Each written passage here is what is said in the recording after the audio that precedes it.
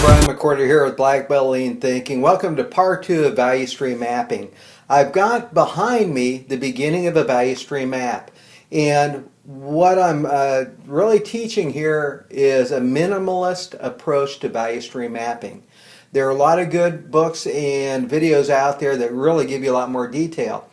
The reason I'm doing this is one of the problems I've seen with value stream mapping with some of the projects that I've been involved with is consultants and engineers and many people involved with these love to get really detailed right off the get-go, and they become so cumbersome and so complex that it really bogs everything down. I think opportunities are missed. Also, I've seen people get really intimidated by attempting value stream mapping. This should be a very simple process from the outset. If you follow that 80-20 principle, what I've got here, a very basic map, is going to capture about 80% of your potential opportunities. This is that 30,000 foot view that I mentioned in the earlier video.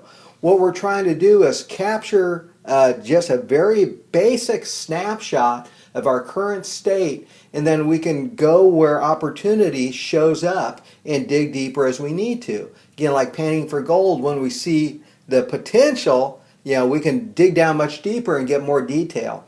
So what I want you to do is have a very just basic and simple approach to doing value stream mapping. Don't get bogged down by a lot of detail.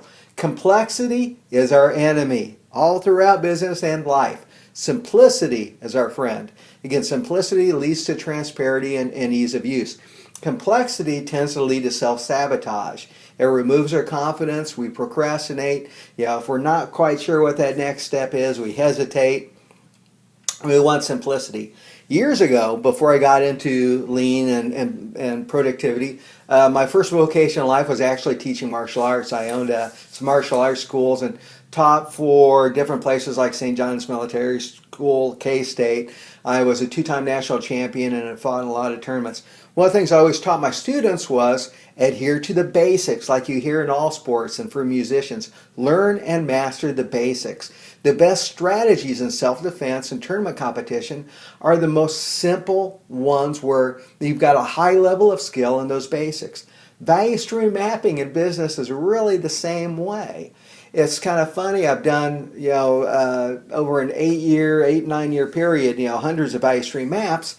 And when I take this basic approach, and this is the approach that I usually follow, and again, it will get more complicated in the project as we need to. We let it grow as, again, need dictates.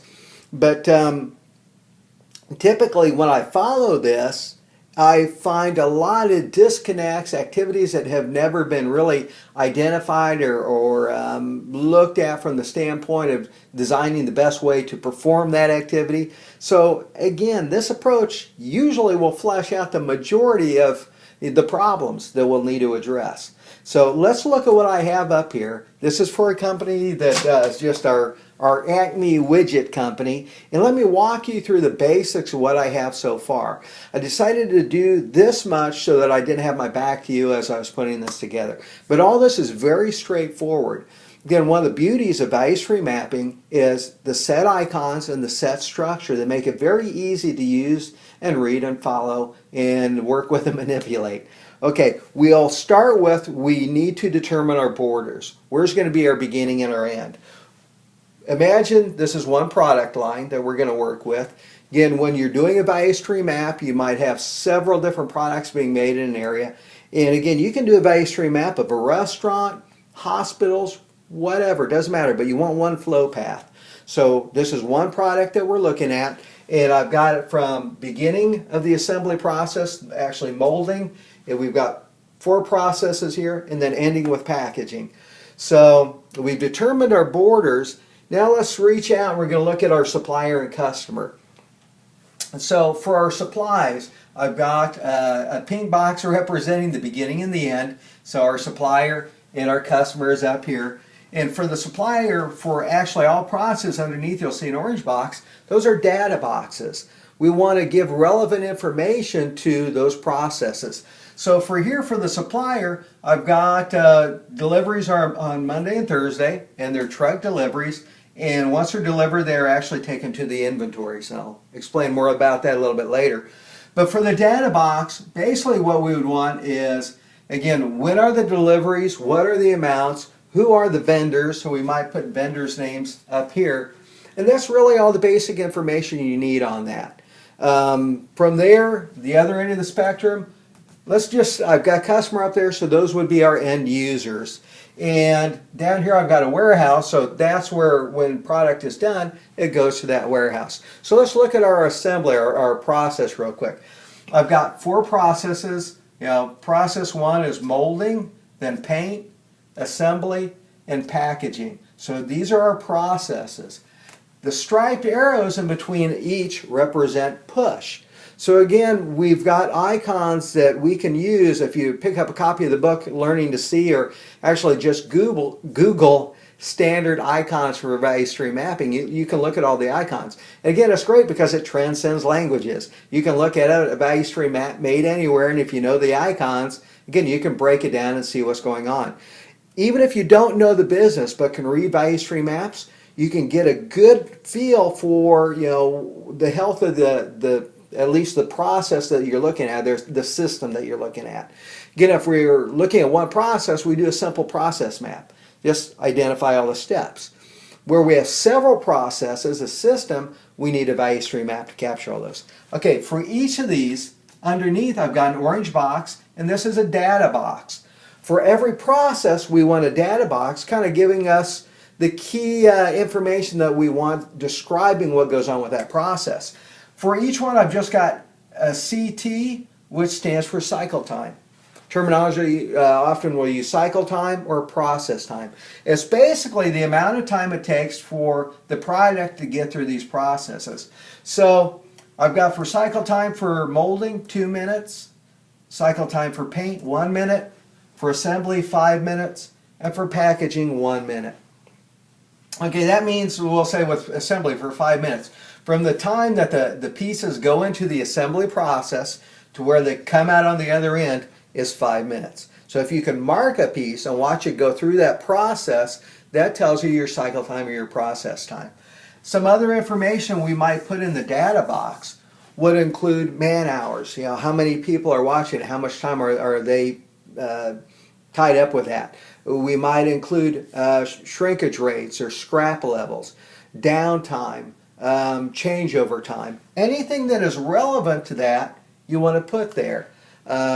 Resources, amount of electricity used, amount of material used. Again, you determine what is relevant to that process. That's something that you really need to know, and you put in that data box.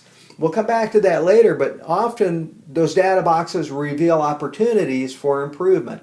Again, what I mentioned like downtime, if you've got high downtime for one of the processes, then again, that's something you want to go after.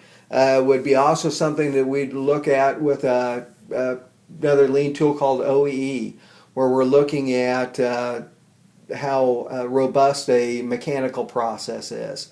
Again, downtime, shrinkage against what it's actually scheduled to make. Again, OEE kind of helps give us that. Okay, these little triangles up there with the eye in the middle, those are inventories. I remember doing a value stream map once where I asked someone to draw a triangle and put an eye in the center, and on a sticky note they gave it to me and it had a triangle and an eyeball in the center. It looked like kind of a new age thing, so be specific. I stands for inventory. The purple boxes are data boxes for the inventory. So for each one of those, I smudged it there. So this would be the the inventory for molding, inventory for paint, inventory for assembly, and inventory for packaging. Again, I've done a lot of these for various factories, and what you want to do is capture all the inventory associated with us. So again, for molding, down here we put all the inventory associated with molding. Resins, pellets, plastics, whatever. Same with paint, the amount of paint that is there. Is there a 6-hour supply? Is there a 24-hour supply? Is there a day supply? Assembly, all the different parts that go into assembly. go into that inventory. And again, how many of them are there typically, and how many hours or day supply? And then for packaging, same. For packaging, we might have in their inventory boxes, glue, labels, all the things that go with that process need to be there. And we would list all those in our inventory boxes, along with the timeline. Again, we have the cycle time up here already for that. If you go to our bottom, typically at the bottom of a value stream map, you'll have the timeline. They'll tell you that's the most important element that you want to see. Typically, 95% of all lead time is non-value added. Lead time is defined as the time when the customer phones in the order to you, or you get the order, they get the product, and you get paid. So that whole process in there is your lead time. We want to shorten that lead time as much as possible. Some of the goals of business through value stream mapping is get to where we're working by pull, by demand of the customer, to where they request the product, they get it, we get paid. Everything happens based on pull of the customer. When I'm doing a value stream map like this, typically one of the first things I'll do is, if we're in the area where we're going to make a map of a process, say we're mapping out an assembly line of a factory, let's go out and we'll walk it first. So we'll start at the customer end, we'll start at the warehouse, we'll walk upstream, and we'll capture every one of these on a piece of paper. Once we get back to the room where we're doing the BSM, we've got all those processes written down on a piece of paper and inventories that we saw out there. We can put this together in literally 10 minutes because we got the information. We're just putting it on sticky notes and putting it up on our value stream map. So it makes it very easy to do, and we know it's accurate because we just walked the line. So if you can't do that, again, you want to always use experts, people who know the process really well. And remember, you're just getting a snapshot, so have them give you what would be the average for inventories and that kind of thing.